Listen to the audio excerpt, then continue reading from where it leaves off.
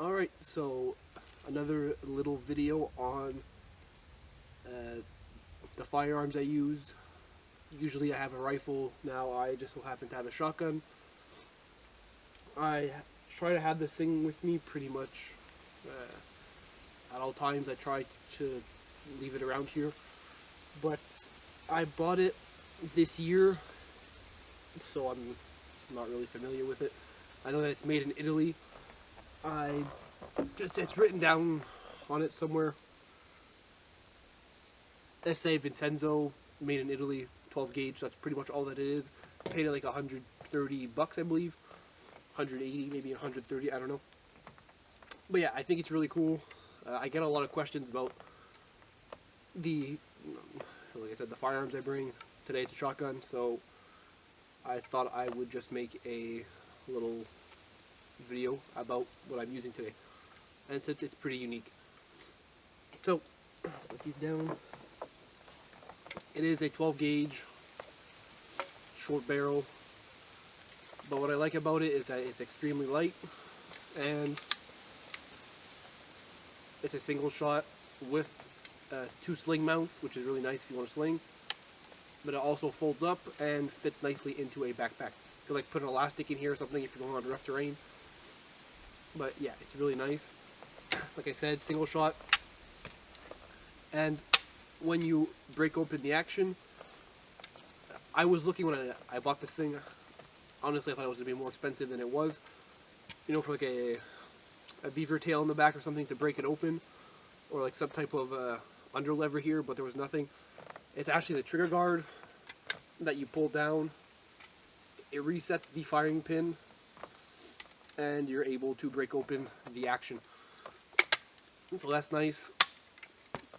And it also has a little safety here on the side. And when you put the safety on, the trigger has no play in it whatsoever, which is nice and reassuring. Sometimes you're not sure if it's on or off.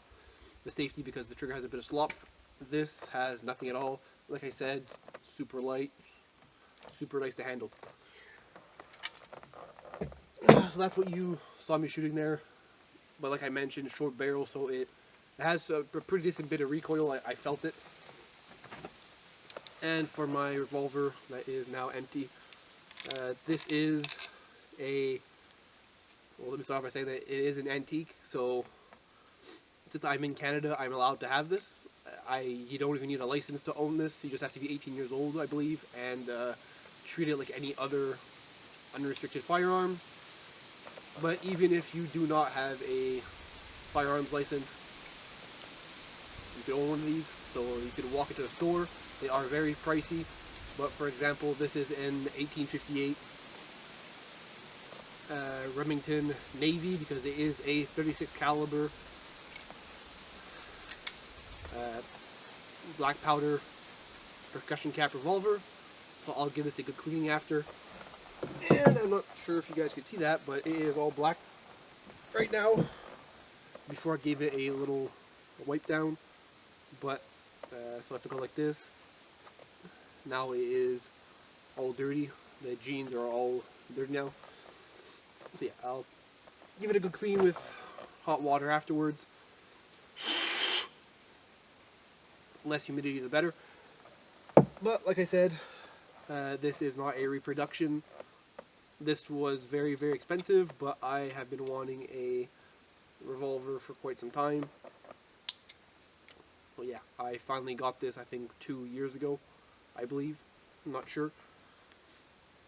Yeah, I have one cylinder for it. And yeah, so brass trigger guard, you know, like I said, I think the front sight is in nickel. I'm not sure, but it's not rusted, so it might be nickel. It does have a safety, everything pretty much like a modern-ish revolver, except that the cylinder doesn't swing out and that it's percussion cap. So yeah, I would like a cartridge revolver, like a Colt Bird's Head or something like that, but they are $3,000 to $5,000, $6,000, so I'm not going to get one of those anytime soon. Even if this was very expensive, it was in the thousands. I just like the look of it. I'm a fan of revolvers, and 1800s era firearms. It's pretty much what I focus on, so I was pretty proud and happy when I got this thing. But yeah, that is what I use, an original 1858 Remington Navy and some type of single shot made in Italy shotgun. That is when I don't have my 1856 or 1886 Winchester with me. I've mentioned it in multiple videos, but yeah, a lot of people, they've been watching me since I've been making firearm related, gun related videos, so they've been asking, you know, they always think it's my 86 that I usually always have with me, but I think last week's video that I posted, I had my 1873, which is an original, and I believe it's nickel plated, not from factory, but it's been nickel plated. It's 4440, so I had that in the last video. So I try to alternate whenever I can, but for sure I always have my little revolver in my pack basket, always in my handy dandy holster, and honestly it's not for self-defense so much as is for like noise making. It's just a noise maker, honestly, because I had a bear encounter last year or 2 years ago, and yeah, I couldn't see the bear. Bear could probably see me. I shot, bear fled. So yeah, I could only hear it. I could only imagine that it was somewhere close to me because it sounded pretty close. But I fired off one shot and never saw the bear again. So yeah,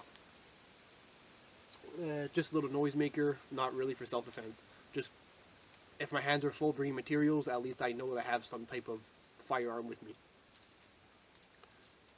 But yeah, that is my little segment on my firearms I usually bring.